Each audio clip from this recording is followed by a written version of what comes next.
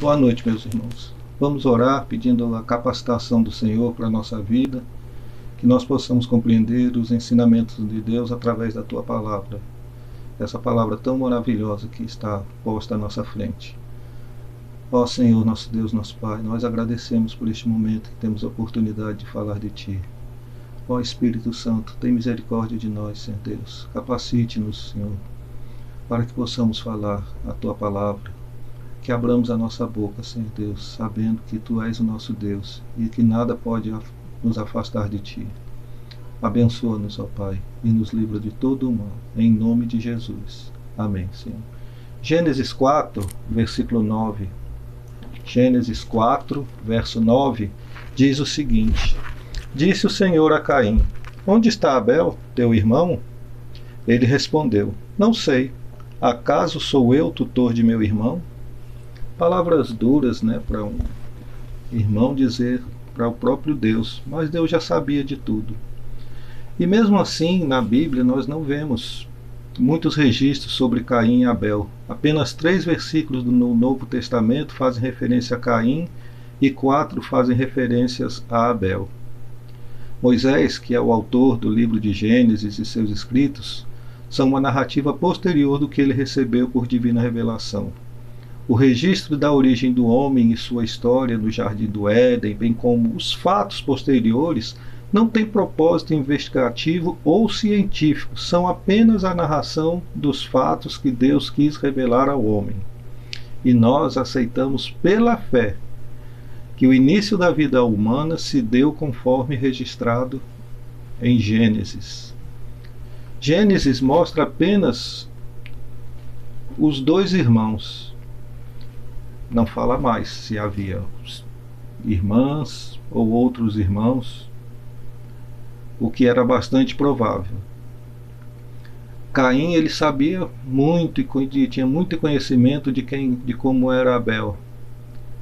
E ele tinha uma convivência bem restrita, reduzida a um pequeno grupo de pessoas. E tudo isso foi no início da existência humana. Mas por que Deus se dirigiu a Caim com esta pergunta? Será que ele não sabia onde estava Abel? Não. Deus sabia, sim.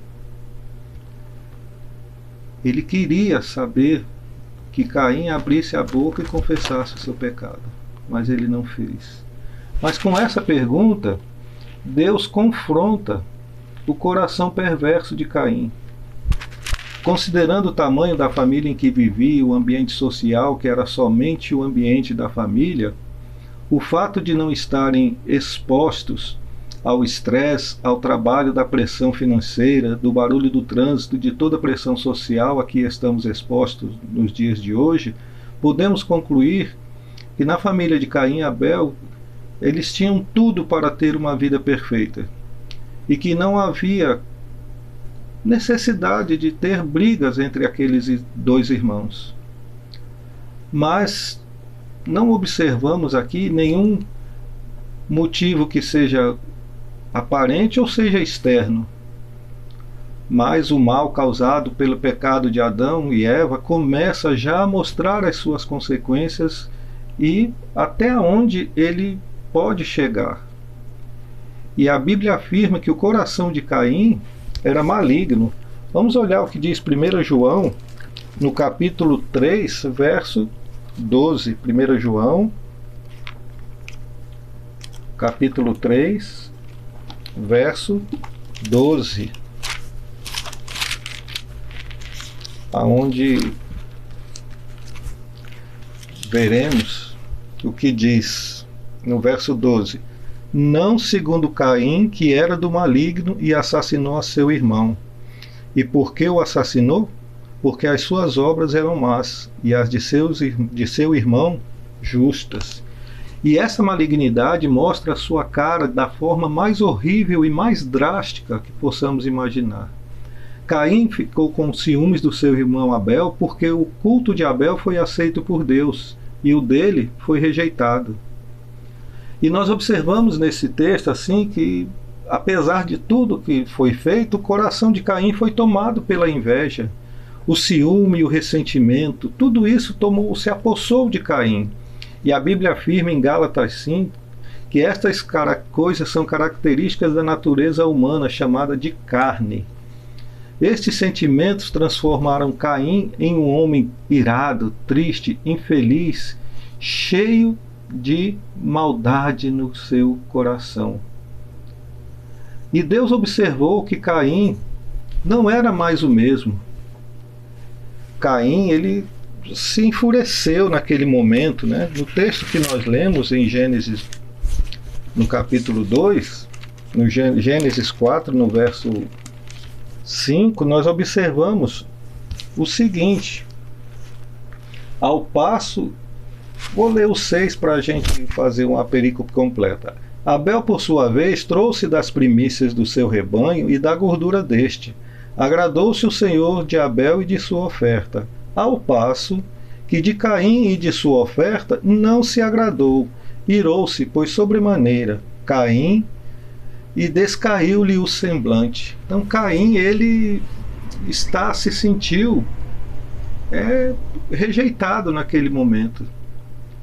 Nós observamos aqui que Deus está mostrando para Caim que o problema não está no seu irmão, o problema não está em Abel, está nele mesmo. E muitas vezes Deus faz isso conosco e nós não entendemos o que está acontecendo. E a forma de resolver o problema é mudar de atitude e não ficar irado contra o irmão. Deus também deixa um aviso bem explícito através desse episódio entre Caim e Abel, que se não houver uma mudança de atitude do pecado na vida da pessoa, o pecado vai atacá-lo como uma cobra cujo bote já está armado, ou como um cão bravo que o espera às escondidas.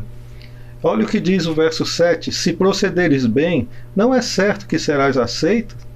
Se todavia procederes mal, eis que o pecado jaz à porta. O seu desejo será contra ti, mas a ti cumpre dominá-lo.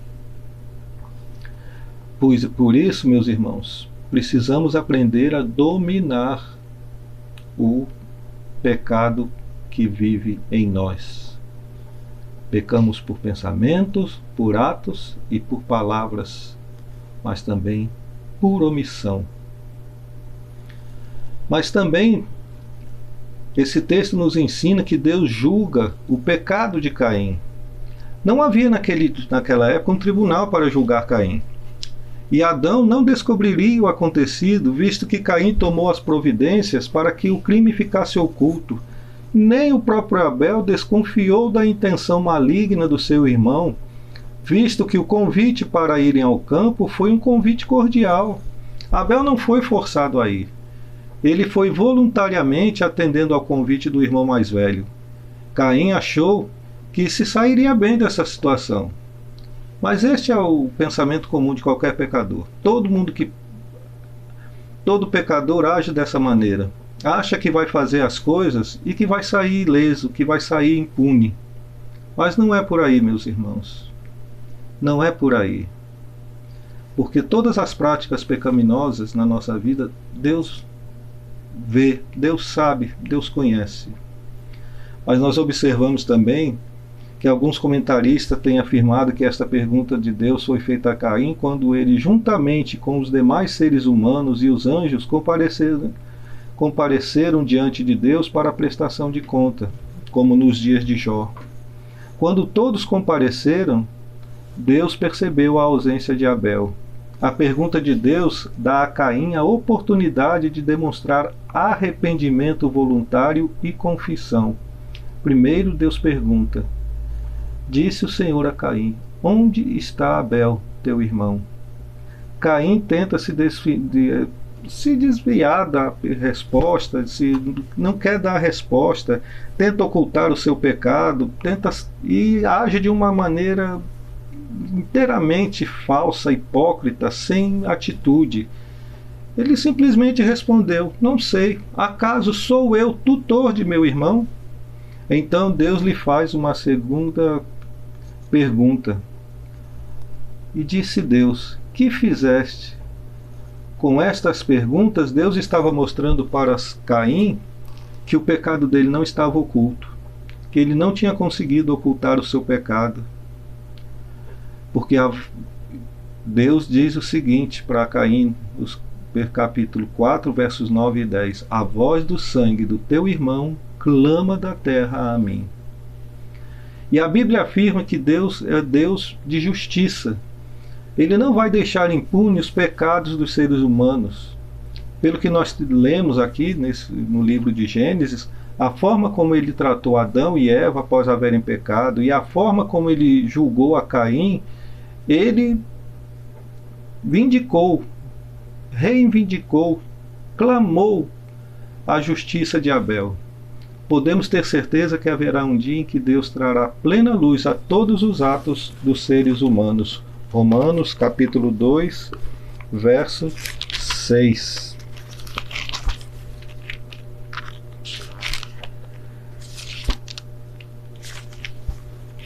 Romanos capítulo 2, está marcado, verso 6. Mas segundo vamos olhar o 5 e o 6. Mas segundo a tua dureza e coração impenitente, acumula contra ti mesmo ira para o dia da ira e da revelação do justo juízo de Deus, que retribuirá a cada um segundo o seu procedimento. Pois é, aí é que está, meus irmãos. Deus conhece os nossos pecados. Mas Deus ainda nos dá um ensinamento nesses versículos, que nós precisamos ter um cuidado uns com os outros. A resposta de Caim a Deus, ela é uma tentativa de se esquivar da responsabilidade pelo que ele fez. Da mesma forma que Adão procurou ocultar o seu pecado, escondendo-se de Deus, e depois lançando a culpa pelo seu pecado sobre a mulher, e ele diz, quando Adão, o que fizeste? Eu te disse que não comesse do fruto da árvore. A mulher que tu me deste, a desculpa, sempre a desculpa. Por isso, nós vemos a mesma coisa acontecer com Caim. Não sei, acaso sou eu tutor do meu irmão? Caim tenta transferir para Deus a responsabilidade sobre Abel, seu irmão. É como se ele dissesse: é o Senhor que tem que saber, não eu. É assim que muitas vezes o ser humano age, com certas atitudes erradas. Caim usa as duas armas preferidas do diabo, que são o assassinato e a mentira. A Bíblia afirma que o diabo, ele é assassino e é o pai da mentira. A Bíblia afirma que o diabo, ele age na vida das pessoas, tentando afastá-las de Deus. Caim era o irmão mais velho, portanto, era assim responsável por seu irmão. Além do mais, ele foi o último que esteve na companhia de seu irmão. Portanto, era ele quem tinha a saber acerca dele. E partindo para o Novo Testamento, Jesus ensina que um dos maiores mandamentos da lei de Deus é o amor ao próximo, ficando abaixo somente do primeiro maior, que é o amor a Deus sobre todas as coisas. Amar a Deus sobre todas as coisas. Certa vez um religioso quis justificar diante de Jesus perguntando: quem é o meu próximo? E Jesus responde contando a parábola do bom samaritano. Com ela, Jesus mostra que o nosso próximo é todo aquele que está ao nosso lado, principalmente aquele que precisa de nós. Lucas 10, versos 25 a 37, nós encontramos esta parábola. A Bíblia também nos ensina claramente que nós somos responsáveis uns pelos outros. As páginas do Novo Testamento estão cheias de ensinamentos sobre o nosso dever de cuidar uns dos outros. Somente a expressão uns aos outros aparece 44 vezes no Novo Testamento. O apóstolo João afirma, pois, que aquele que não ama seu irmão a quem vê, não pode amar a Deus a quem não vê. 1 João, capítulo 4, verso 20. Por isso, meus irmãos, com com estes versículos, gostaria de encerrar a nossa palavra dizendo que é nosso dever cuidar uns dos outros, principalmente daqueles que Deus põe sob nossa influência, seja na sua casa, no relacionamento da sua família, seja na igreja, seja no relacionamento com os irmãos, ou principalmente seja no seu relacionamento com o seu irmão que está sendo discipulado por você. Haverá um dia em que Deus nos pedirá contas, e Ele pode vir a fazer essa pergunta para nós, como Ele fez para Caim. No versículo 9 ele diz o seguinte: disse o Senhor a Caim: onde está Abel, teu irmão? E ele respondeu: não sei. Mas assim, deve ter dito assim, né? Não sei, sei lá. Acaso sou eu tutor de meu irmão? Muitas vezes agimos assim. Você sabe notícia do irmão fulano? Sei não. Mas nós precisamos saber, meus irmãos. Que Deus nos abençoe, que nos capacite a termos assim este amor, que seja um amor de verdade pelo nosso próximo. Que Deus nos abençoe. Oremos. Pai, nós agradecemos por este momento, Senhor, pela Tua palavra. Ensina-nos a termos esse amor verdadeiro uns pelos outros, a nos unirmos mais e ter este elo de ligação que é Jesus na nossa vida, Senhor. Abençoa, Pai, a cada um dos Teus servos que estão ouvindo esta palavra. Toca nos corações de cada um. Ensina-os, ó Pai, a compreenderem a Tua boa vontade. E nos livra, Senhor Deus, das armadilhas que o inimigo tem posto em nossa vida, Senhor. Guarda-nos, ó Pai, e nos protege. Em nome de Jesus. Amém, amém e amém. Que Deus abençoe a todos. Amém.